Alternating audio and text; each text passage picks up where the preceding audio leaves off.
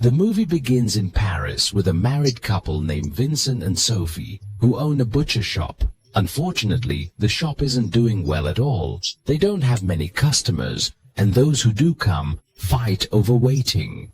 When Vincent does a strange massage on the meat, one day a group of vegetarian activists attacks the shop, throwing things and breaking items, and they spray graffiti on the walls. Vincent chases them and manages to knock one activist to the ground to reveal his face. But the activist's friends quickly return and push Vincent down to rescue the man, kicking Vincent in the stomach before running away. Later that day, the couple goes to visit their friends.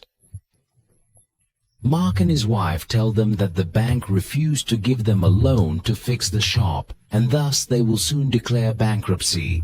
At first, Stephanie sympathizes with them, but then she starts to brag about the money Mark is making in his butcher shop.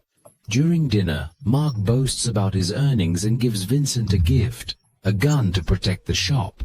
Vincent doesn't have a permit for the gun and considers not accepting the gift, but Mark insists and fires a shot as a demonstration.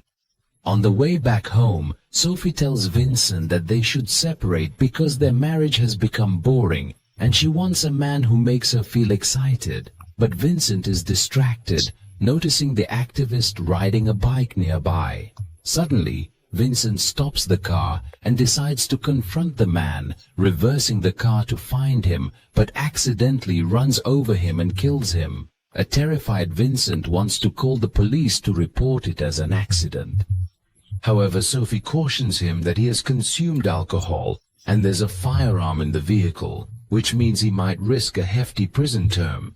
She references a documentary she saw recently and proposes they emulate a notorious serial murderer known for disassembling corpses and dispersing the fragments throughout the urban area.